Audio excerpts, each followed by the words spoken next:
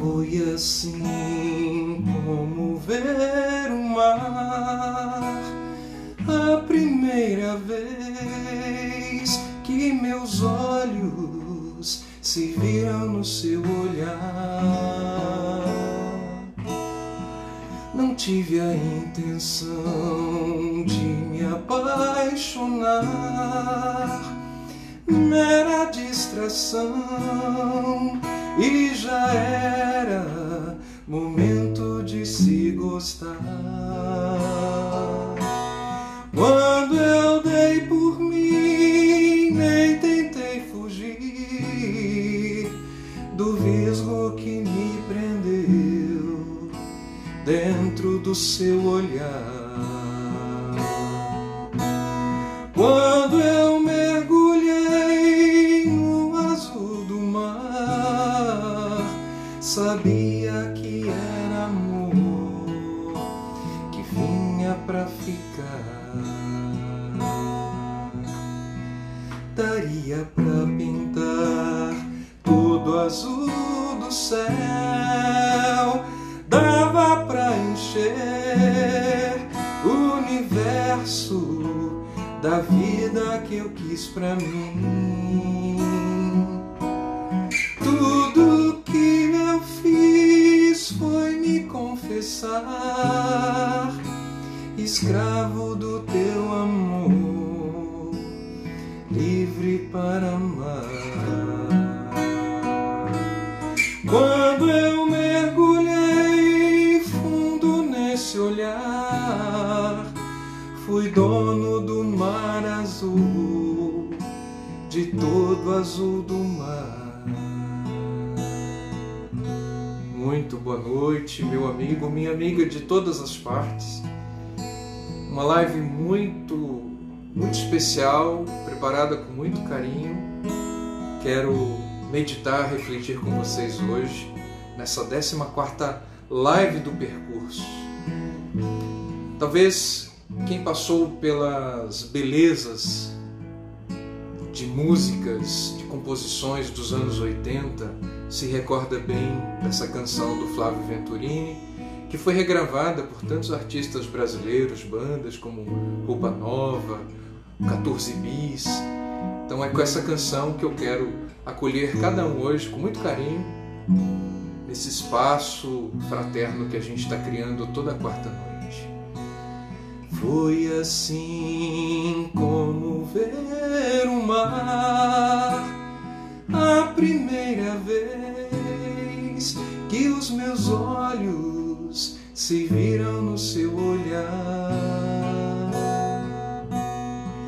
Não tive a intenção de me apaixonar, mera distração, e já era momento de se gostar. Quando eu dei por mim, nem tentei fugir do visgo que me prendeu dentro do seu olhar. Quando eu mergulhei fundo nesse olhar, fui dono do mar azul, de todo azul do mar. Foi assim como ver o mar,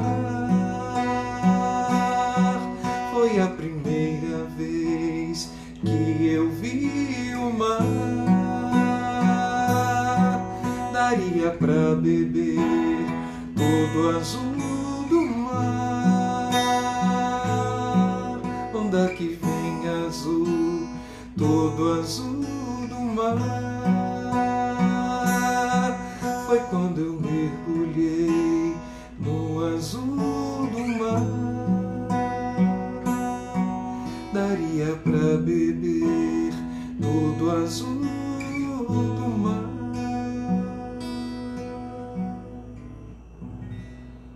Muito boa noite mais uma vez. Para quem está chegando, se chegando pela primeira vez aqui nas nossas lives, toda quarta-feira minha humilde e singela contribuição com a pandemia, com quem está em confinamento, para quem não pode viver o isolamento social, mas para quem pode, são tantas possibilidades. Eu estou seguindo o itinerário das reflexões desse livro da minha autoria, do Cavalo Marinho ao Beija-Flor. Essa é a 4ª edição e hoje nós vamos ter um tema muito especial, que é as nossas fontes, as fontes e os desertos. Nós vamos falar sobre o que chamamos em filosofia clínica de inversão. Já já a gente dá início. Mas como toda quarta-feira também o início é com música, é com espiritualidade, eu quero convidá-los a 2 trechos da Sagrada Escritura. E aqui não importa qual é a profissão de fé, qual é o seu credo, ou se você é agnóstico, ateu, todos são bem-vindos. Aqui é uma conversação muito humana e humanista. Nesse espaço que estamos criando não tem fronteiras, não tem imposições de ideologias, tem fraternidade. Provérbios capítulo 4, versículo 23. É a epígrafe do capítulo que nós vamos meditar hoje. Hoje eu quero ser bem simples na citação bíblica, porque os textos por si próprios, eles têm muito a nos ensinar. Então, Provérbios 4, 23 diz assim: guarda o teu coração acima de tudo, porque dele provém a vida. Uma outra tradução possível é: guarda o teu coração acima de tudo, porque dele brota as fontes da vida. No meu livro está qual tradução? Guarda teu coração acima de todas as outras coisas, porque dele brotam todas as fontes da vida. E um outro trecho que eu separei para vocês, pessoal, está em João capítulo 7. Não precisa abrir a Bíblia, se você quiser apenas anotar, mas quem não se preparou para anotar, você pode recorrer depois ao feed ou ao YouTube, onde a gente está deixando essas lives. Eu nunca imaginei na vida que eu teria canal no YouTube, confesso para vocês. A pandemia potencializou em mim uma dimensão que era inimaginável. E eu nunca quis ser alguém de mídia, longe de mim essas coisas, nem atendimentos por terapias online, nunca imaginei fazer essas coisas. Mas a pandemia me exigiu e me fez entender que a única porta de cuidado seria pela internet, por essas transmissões online, e aqui estamos nós. Então, João capítulo 7, versículo 37. Vivi pergunta o nome do canal. Vocês vão perguntando, interagindo, e como eu já tenho tudo pronto, nem sempre eu consigo ver, né? Às vezes meus olhos batem e ficam curiosos em saber de onde vocês vêm. Eu acredito que a Vivi, pelo sobrenome Reis, é a sobrinha do meu amigo Aguinaldo, pessoas queridíssimas de Tefé, no Amazonas. Eu vi outra Vivi ali, a Vivi morou na Vila Militar de Tefé. Se eu não me engano, ela está em Buenos Aires agora, né? E pessoas de todas as partes, além de Goiânia, né? Que bom, pessoas tão queridas, sejam todos bem-vindos. Então, o canal se chama Cadu Pensando Alto, igual no Instagram. E eu peço que vocês compartilhem os links para convidar outras pessoas, tá bem? Se você está vindo pela primeira vez e está gostando da proposta e quer ver ou reaver os conteúdos, você pode ir lá no feed, né? No feed, o Instagram, no início das lives, não tinha como a gente deixar só no story por 24 horas. Agora temos. Mas lá no YouTube, não. Lá no YouTube tem todas as lives, e algumas eu tive que adaptar. Por isso que as numerações lá não batem com as do Instagram, porque eu tive que fazer algumas extras para poder acompanhar e atualizar os conteúdos, né, das lives que já estavam seguindo. João 7 diz assim, é Jesus que diz, se alguém tem sede, venha a mim e beba. Aquele que crê em mim, conforme a palavra da Escritura, do seu seio jorrarão rios de água viva.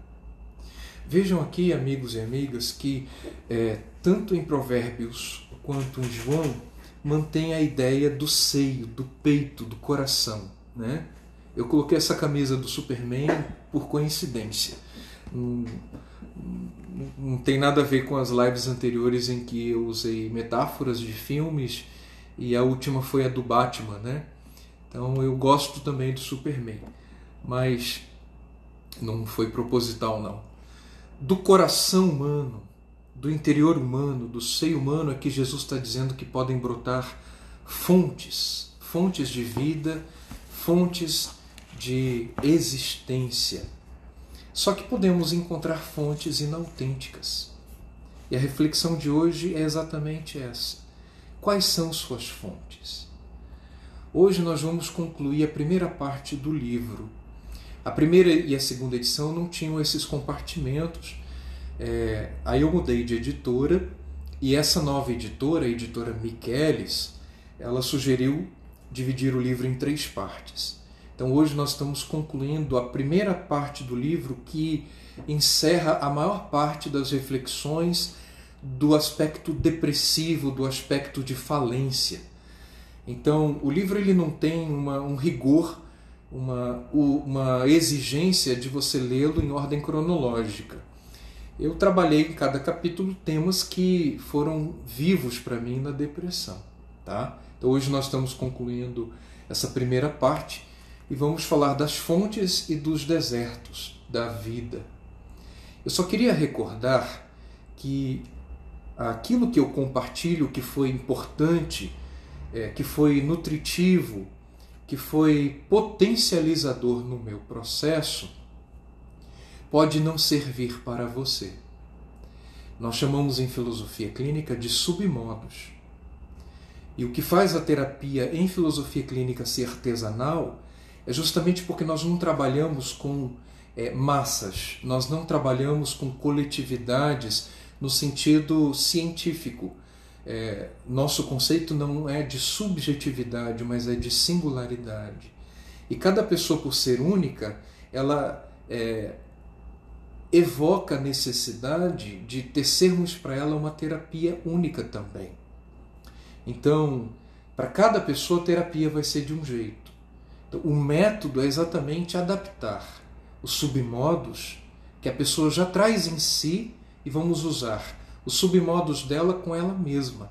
O que são submodos? São os recursos existenciais que cada um tem na sua estrutura de pensamento, no seu conjunto existencial, e o terapeuta atento vai perceber quais são esses submodos e usar com a pessoa aquilo que já é vivo, aquilo que tem tutano, aquilo que tem veio na própria pessoa. Então, são as suas potências.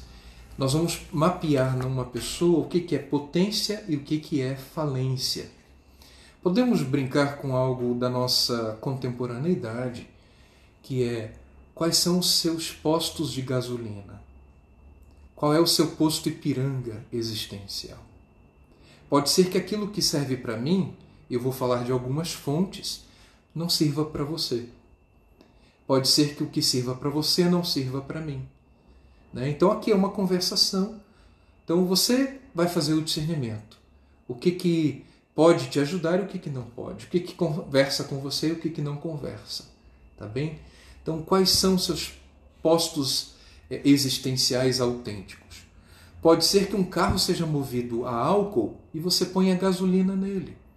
Ou o inverso.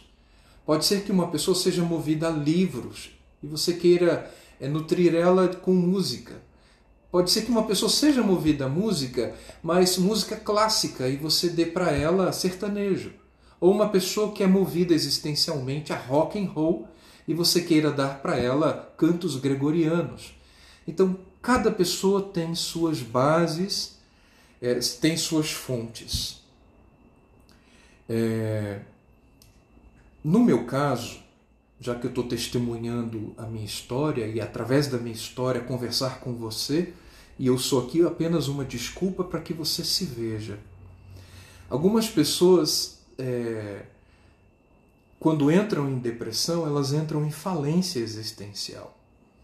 E eu recordo aqui com muita gratidão os meus paroquianos na época, né, era o ano de 2009, 2010, Paróquia Santa Rita, em Palmas. Se alguém é do Tocantins aqui, dá um aceno, por favor. Eu tenho muito carinho ao pessoal da Fazenda da Esperança e a minha fraternidade, a fraternidade dos amigos de Jesus, que na época era a comunidade dos companheiros de Jesus em Palmas. Eu precisei me abdicar, me ausentar da paróquia. Eu era professor de teologia, me ausentei do meu trabalho na Fazenda da Esperança e tantas outras responsabilidades. E por quê? Para me cuidar. Então, com algumas medicações, eu tive melhoras. E é um equívoco que algumas pessoas têm de acharem que, porque algumas medicações que são assertivas no tratamento médico, e a pessoa começa a ter sinais de melhoras e ela já acha que está bem. Algumas abandonam a medicação, que é um erro, né? Algumas abandonam a terapia. E no meu caso, como eu tive sinais de melhoras, eu cheguei até a testemunhar na época. Lembro que em alguns grupos de oração, na própria paróquia, eu testemunhei que eu estava bem, já estava melhor. Na virada do ano de 2009 para 2010, eu fui estar com a minha família em Belo Horizonte. E eu amo estar com a minha família. Eu saí de casa com 16 anos. Então, nessa época, eu estava mais ou menos com 31 anos. E pelo menos uma vez ao ano eu ia estar com eles, né? Aqueles dias com a minha família foram diferentes porque eu, que gosto de conviver, de ver filmes, de interagir, naquela época eu estava mais presente no quarto, dormia o tempo todo. Eu estava num esgotamento profundo e eu não conseguia ter energia para viver a alteridade com a minha família, com os meus amigos.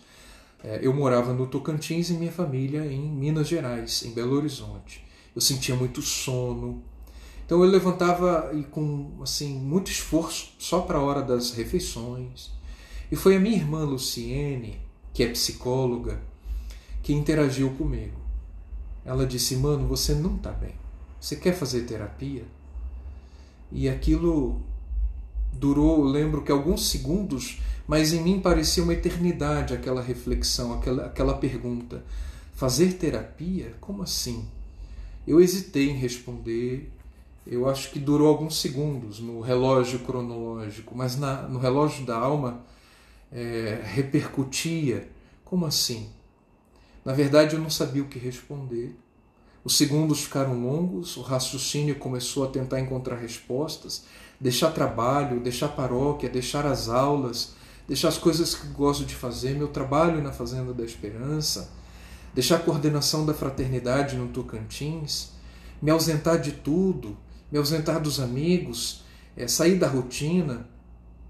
Mas nessa dialética mental que eu tentava ali tecer em questões de segundos, eu lembro que eu pensei assim: mas como é que eu vou continuar fazendo bem se eu não estou bem?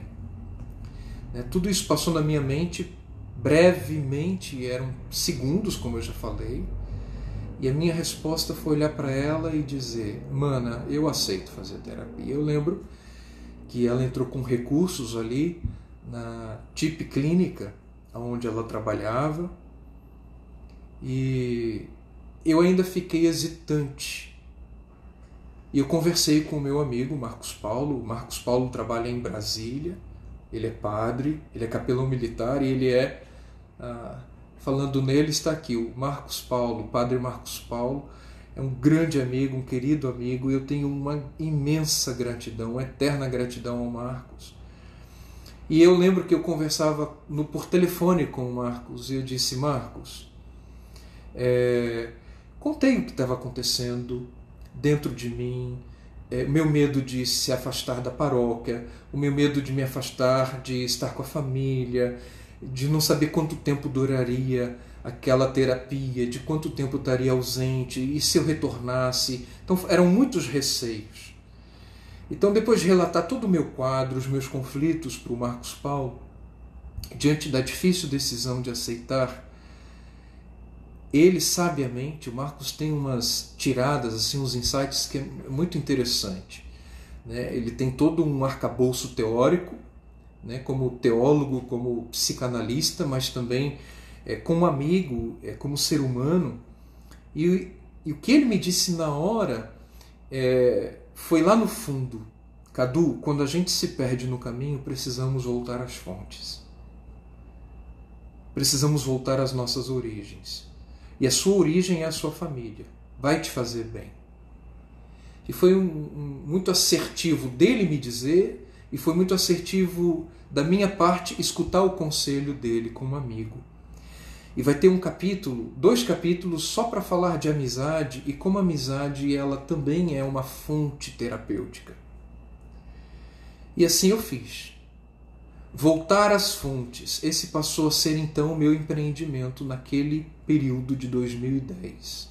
Eu voltei para Palmas, organizei com a arquidiocese que estava vacante, era o Dom Felipe Dickmans, o bispo que estava como administrador apostólico. Ele me deu permissão para que eu me ausentasse. Sou muito grato ao clero de Palmas, sou muito grato à minha fraternidade e aos meus paroquianos da Santa Rita. São dezenas de rostos que me passam agora como um flash, e eu tenho uma imensa gratidão. Voltar às fontes, à luz da filosofia clínica, é o sentido de voltar à minha singularidade existencial. Pode ser que esse recurso não sirva para outra pessoa. Pode ser que a fortaleza dela esteja justamente em avançar e não em retornar às fontes. Tá? Eu queria colocar esse parêntese. Pode ser que o voltar às fontes, para algumas pessoas, seja falência. Eu preciso ter esse cuidado, né, de ter presente possíveis singularidades. Quando falamos em fonte, então, pensamos logo em nascente. Por exemplo, na natureza nós temos nascentes de água, né, que brotam do solo, e é tão bonito. Também por fonte podemos ter outros significados, como assim, raiz, origem, causa. A fonte pode ser o princípio. Então, quais são suas causas? Quais são seus princípios? Quais são suas origens ou raízes? A meditação, então, aqui é muito ampla para atingir o máximo possível de singularidades. Na depressão, sentia que minha fonte existencial, então, estava vazia.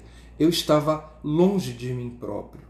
Essa sensação de esterilidade acompanha o processo depressivo, pelo menos foi assim para mim, e eu sentia esse esgotamento. Então, esta palavra do amigo Marcos Paulo, que é sacerdote, que é psicanalista e faz um excelente trabalho em Brasília, com as missas carismáticas nas terças-feiras. Recomendo o Instagram dele. Eu posso até deixar depois o link, tá? Para que vocês possam conhecer o trabalho do Marcos Paulo. Quem sabe mais à frente a gente faz uma live juntos. E virou uma intuição, virou um lampejo, e eu queria isso, né? Voltar às fontes, eu estava determinado a isso. Então o que eu vou partilhar agora são algumas dessas fontes que para mim foram recursos profundos. E o primeiro deles é a família. Estar com a minha família naquele período de 2010 foi para mim um retomar a minha identidade.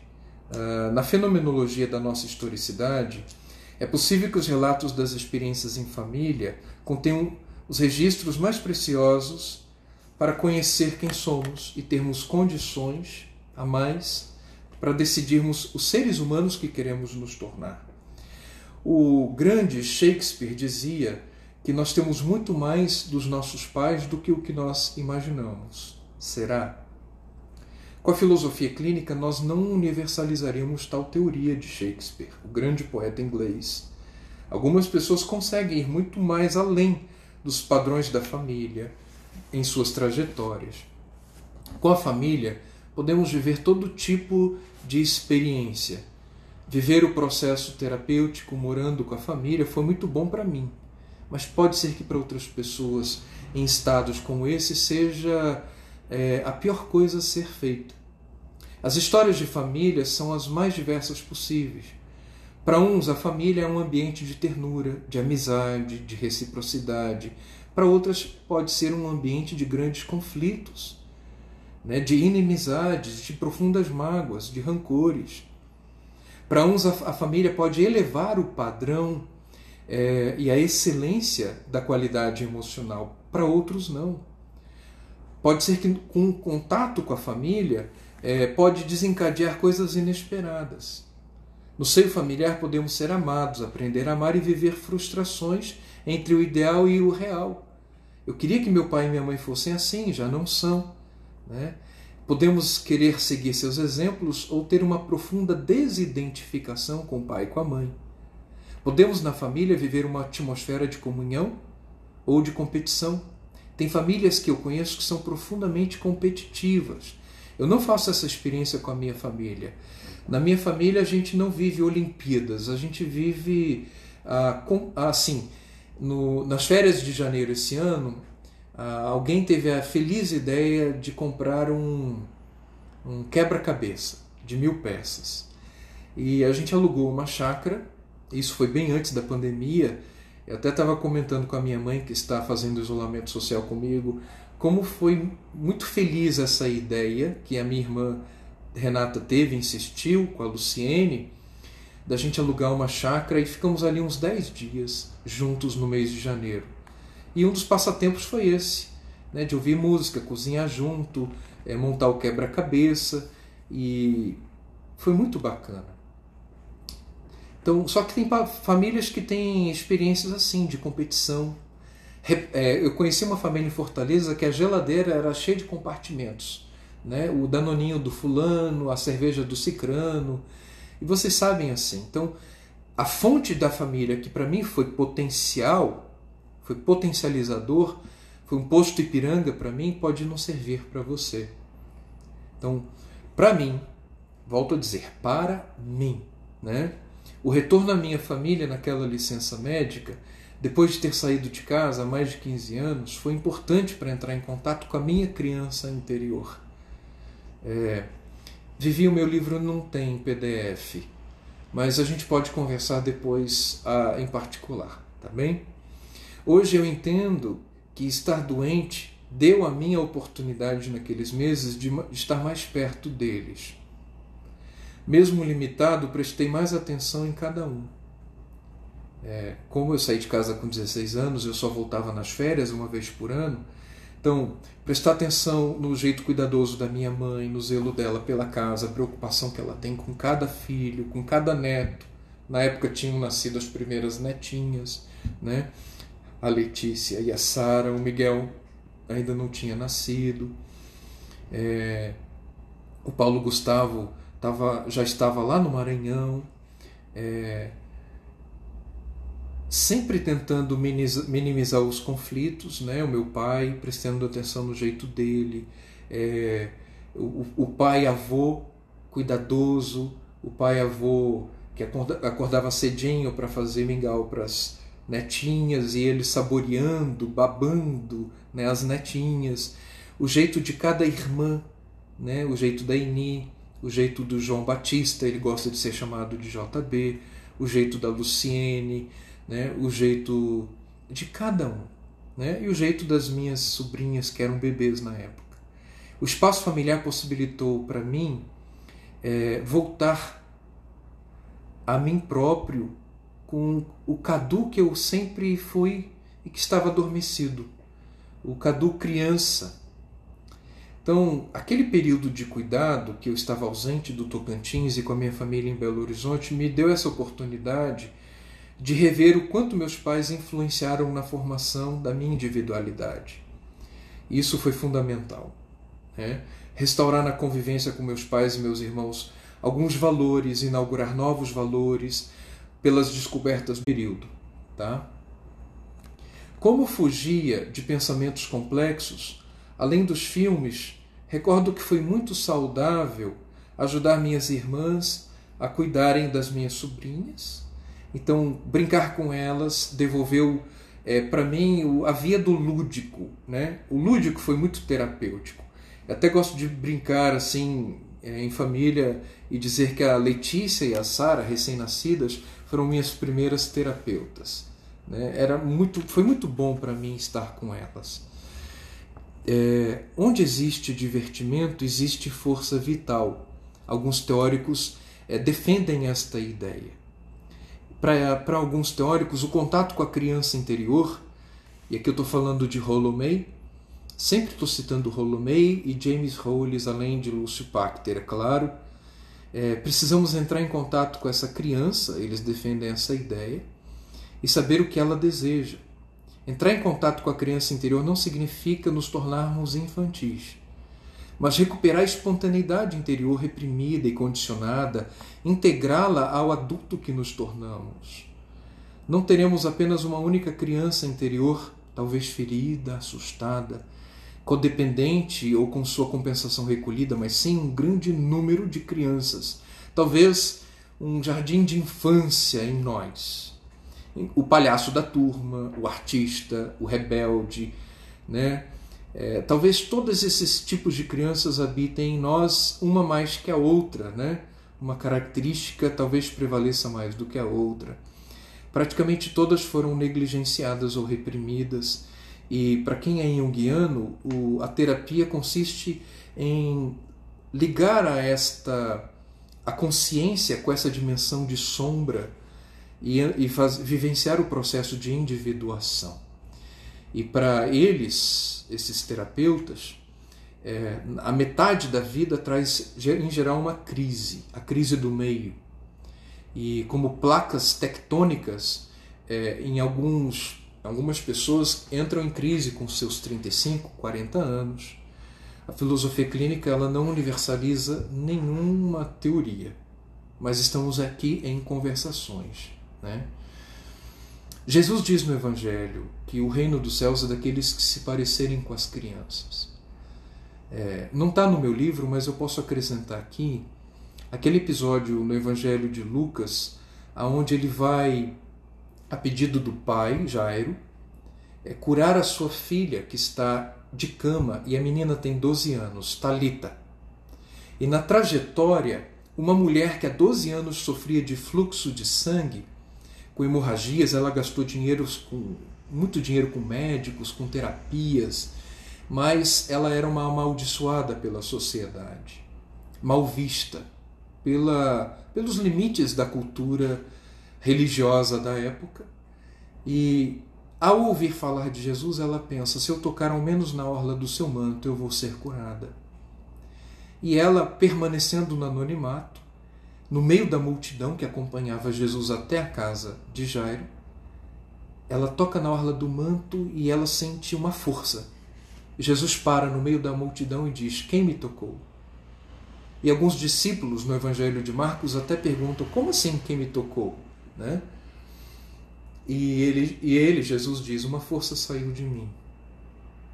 Eu senti uma força saindo de mim.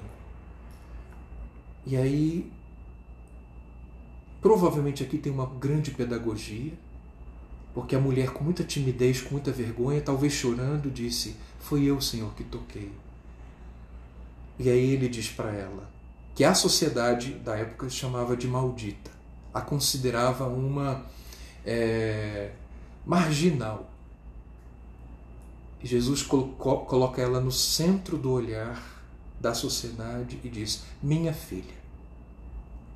Quem é esta mulher? Maldita, minha filha.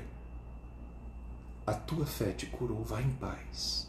Então ele devolve a ela a sociedade restaurada, não apenas curada fisicamente, mas restaurada na sociedade.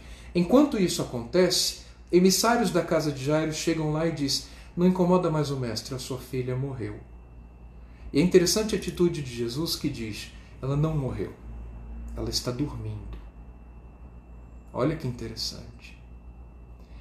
E Jesus diz, vamos até lá. O que choca alguns que questionam, se ela morreu, o que vamos fazer lá? E quando chegam na casa do Jairo, já estão tocando músicas fúnebres, já tem todo aquele clima de funeral, de velório. E Jesus entra apenas com algumas pessoas, alguns discípulos, o pai e a mãe. Ele diz, não se preocupem, a menina não morreu. Ela está dormindo. E ele toca na garota e diz, Talita cumi, em hebraico, em aramaico, que diz, menina, levanta. Eu te ordeno, levanta. E a menina volta. E ele devolve ela aos pais e diz, deem de comer a ela.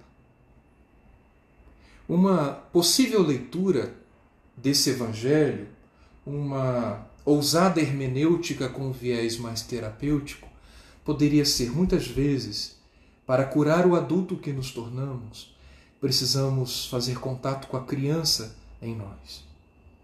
Só que pensamos que essa criança já morreu.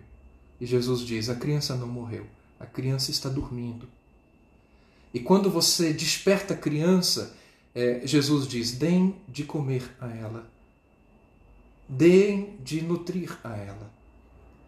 Muitas vezes, o caminho é realmente fazer reconexões com seus desenhos, com a sua bicicleta. E eu trabalhei com uma senhora, ela já me autorizou a falar em público, até o nome dela, mas eu não me sinto à vontade de falar. Eu sinto vontade de escrever um livro sobre a minha experiência em consultório. E ela levou para o consultório uma boneca. Ela já na casa dos 60 anos levou uma boneca. Por quê? Ela já empresária, comerciante, ela nunca havia ganhado da mãe uma boneca. As irmãs sim, mas ela sempre foi considerada tipo uma empregada na casa. E então ela cresceu sem ganhar um brinquedo, mas sempre desejou um brinquedo. E um dia sua vizinha de comércio, que tinha uma filha, saíram juntas para comprar um presente para ela. E a mãe, olhando lá coisas de casa e tal, a menina insistiu, vamos levar essa boneca, é essa aqui, uma boneca de pano. E aí quando chegaram lá, com um presente embrulhado, a mãe já se justificou, olha, eu queria te dar outra coisa, mas a minha filha insistiu em te dar esse presente, não releva e tal. E quando ela abriu, ela se emocionou, ela disse, foi o presente mais bonito que eu já ganhei na vida. Porque eu nunca na minha vida eu ganhei uma boneca e eu queria ganhar uma boneca.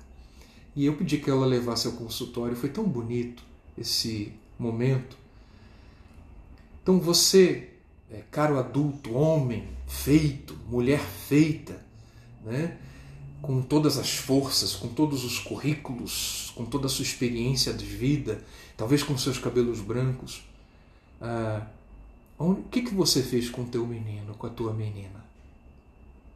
Essa é a primeira fonte, a família, a criança interior.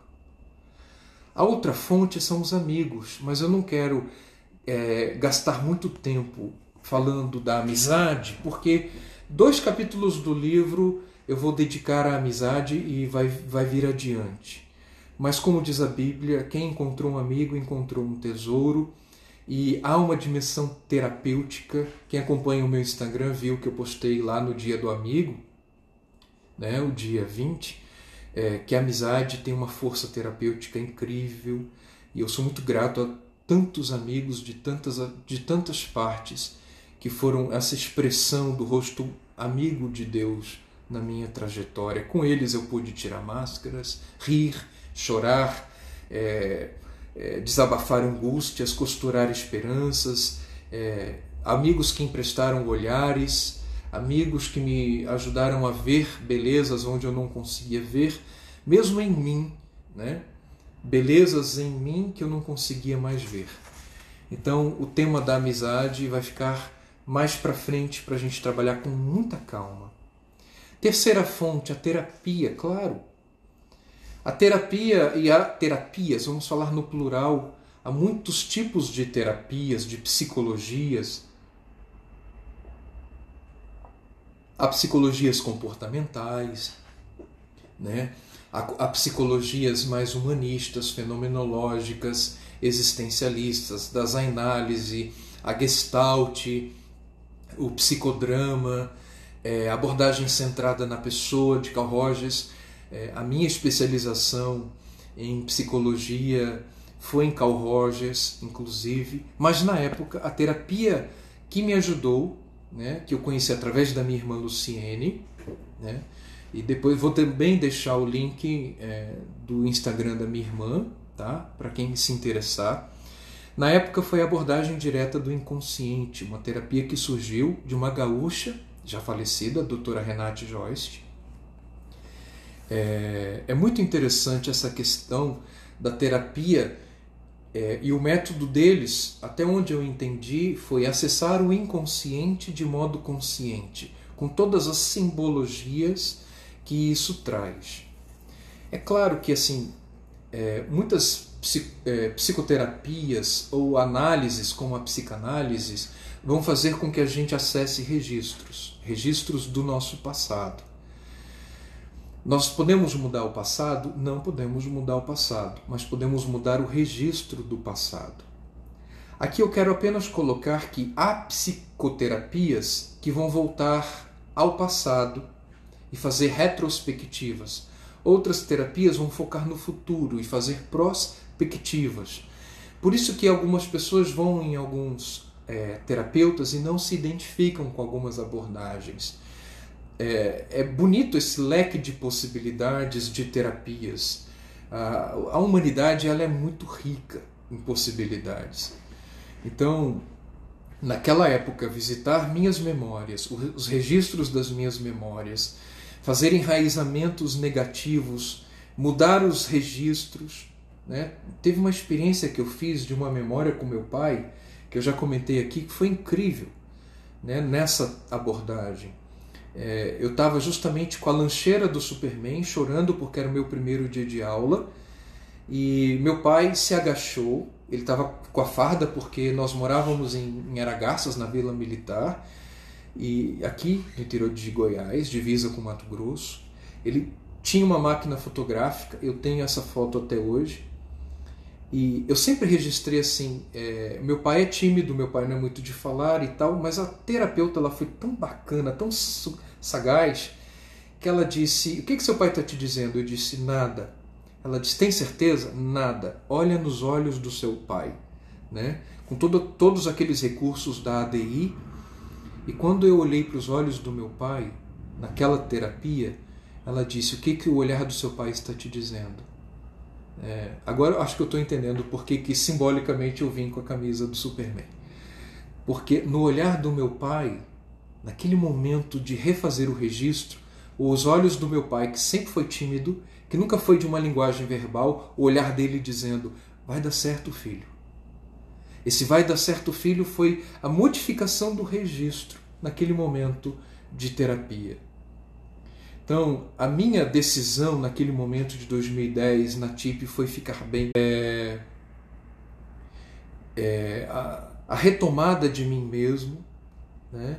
A terapia era uma forma de optar por mim, por minhas conexões, pelos meus contextos. E, claro, hoje, assim, com todas as curiosidades que eu tive de conhecer as abordagens, os saberes terapêuticos, eu fui me identificando com as abordagens mais humanistas, com bases da fenomenologia, com bases no existencialismo, e a filosofia clínica para mim condensava todos esses saberes, né? A terapia se torna uma travessia, onde cada semana você vai levando ao seu terapeuta um pedacinho de você. E quando eu falei de família, falei de quebra-cabeça, é como se o terapeuta fosse montando um quebra-cabeça através da escuta, né? É claro que há terapias que têm a prepotência de já ter respostas sobre você num primeiro encontro, né? Eu acredito que aí já não é um método, aí já são outros caminhos, né? Bolas de cristal nós não temos. E eu me apaixonei pela filosofia clínica porque ela é, antes de tudo, uma ética de respeito ao outro na sua infinitude. O outro é um rosto, né, como diria Levinas, inabarcável, né, intotalizável, e eu vou me aproximar do olhar do outro e ajudá-lo à sua maneira, e colocando em conversação 2.500 anos de filosofia e em conversação com outras psicoterapias, sempre, né, e um saber em aberto, que Lúcio Pachter, nos anos 80, começou a sistematizar. Estamos tendo essa semana o que a gente chama de semana de estudos com filósofos clínicos de todo o Brasil. Esse ano, de modo atípico, online, né? O Lúcio, lá de Porto Alegre, está transmitindo todo o conteúdo para nós. E é sempre uma riqueza esse exercício de alteridade que eu venho aprendendo com a filosofia clínica. Mas são muitos saberes e a terapia é sempre uma fonte. Foi uma fonte para mim, é uma fonte para multidões, né, inúmeras pessoas, mas acontece que há pessoas que se recusam a fazer terapia. Há muitos preconceitos ainda, acham que terapia é coisa para gente maluca, gente doida. Há muitos atrasos no modo de entender a terapia como uma oferta de ajuda, o coração e o ouvido ofertados para ajudar você. Uma outra fonte para mim foi o retorno ao corpo. Vivemos uma época que dissociou a alma e corpo, a psique, a inteligência, o pensar do corpo. E o corpo também tem o seu pensamento. Então, para mim, paralelo àquelas terapias na ADI-TIP, o recurso de ir caminhando para a clínica e voltar de ônibus, ou ir de ônibus, voltar caminhando. E a minha família em Belo Horizonte morava perto de um parque, e caminhar naquele parque, começar a fazer a academia, começar a fazer algumas atividades físicas, foi me ajudando muito também. Cuidar da respiração, cuidar do sono, cuidar da alimentação. Como é que você cuida do seu corpo? Na época eu cheguei a 106 quilos. Eu tinha o cabelo grande, eu era barbudo, eu tinha dias que eu não cuidava da minha higiene. Quem me conhece sabe quanto que limpeza, higiene, né? E nesse período de pandemia eu sou uma pessoa exigente mesmo, com limpeza, com higiene. Mas na depressão eu me descuidei. Então voltar ao corpo para mim foi uma fonte incrível, uma sabedoria incrível. E algumas pessoas, quando voltam à sensoriedade, no momento de ansiedade, a respiração, cuidam da alimentação. Esse dia estava escutando uma menina adolescente que eu acompanho, que descobriu que varrer a casa, fazer comida, é um recurso para ela, é um submodo autêntico para ela, né? Então eu fui emagrecendo, eu fui cuidando, administrando a minha alimentação. Isso foi me ajudando muito, né? Também a reconexão com a natureza. Claro que na época eu fazia essas coisas não de modo assim, com entendimentos, com fundamentações. Eu seguia intuições, né? Só que no meu caso, por ser autêntico, e o fato dos meus pais morarem perto de um parque no centro de Belo Horizonte me ajudou muito. Quando uma pessoa se sente interiormente vazia, o que sucede com tantos hoje em dia, ela tem a impressão de que a natureza à sua volta está também vazia, seca, morta. Parece que é um eterno outono. As duas experiências de vazio, para Rolomei, são ambas a face do mesmo estado de débil relacionamento com a vida. Então, para muitas pessoas, a reconexão com a natureza pode ser muito, muito terapêutico. Eu fui deixando então a comodidade do quarto, da cama, a inércia do corpo, e fui fazendo movimentos. Então, respirar lá perto do lago, ir com meu irmão no Parque das Mangabeiras, né? respirar, estar perto das árvores, das plantas, ouvir os passarinhos, me ajudou muito. E eu fui entendendo com o tempo, depois com a filosofia clínica, que isso é um submodo muito forte em mim. O contato com as árvores. Aqui em Goiânia, assim, acho que eu escolhi Goiânia justamente porque aqui tem muitos parques, aqui tem muitas árvores, tem muitos parques com lagos, e é uma cidade que respira o urbano, né? Ela tem essa congruência do urbano com a natureza. E eu dou, pela minha experiência, razão ao Rollo May. As pessoas perderam o senso de sua identidade como selves, e aqui selves é self no plural em inglês, e tendem a perder o senso de relacionamento com a natureza. Até hoje, de tempo em tempo, o que eu posso fazer indo em parques, ou se eu estou de férias, ir à praia. Em 2018, há 2 anos atrás exatos, o Facebook lembrou, eu estava na Chapada dos Veadeiros com a minha mãe, com a minha irmã, com meu amigo Marcos Paulo, e foi muito bom, né? Então, não sei se isso para você é autêntico. Revisitar talentos, capacidades, por exemplo, desenhar é um talento que estava adormecido, né? Numa das capas do meu livro, eu tenho até ele aqui, eu fui desafiado pela minha irmã. Esse desenho que alguns conhecem foi feito por mim numa madrugada, quando o livro estava pronto. Eu disse: você faz a capa do meu livro? A Renata é formada em comunicação social. E ela disse: não, você que vai fazer. No início eu fiquei chateado, mas depois eu falei assim: ela tem razão, eu passei a madrugada fazendo esse desenho. É um submodo adormecido. Na depressão eu estava longe da música, longe do violão, né? Como eu termino as lives sugerindo filmes, um deles é um curta, né? Que vai falar de um rapazinho que tocava um instrumento de sopro, acho que um saxofone, e ele se afasta, né? O Failing Floyd. Vocês vão gostar do Failing Floyd. Eu conheci através do professor Will Goy aqui no nosso centro de estudos. Às vezes a gente se afasta dos nossos talentos, das nossas habilidades, né? Quem é músico, quem é desenhista, quem gosta de dar aulas, quem gosta de fazer cálculos, quem gosta de esportes, quais são suas habilidades, quais são seus talentos?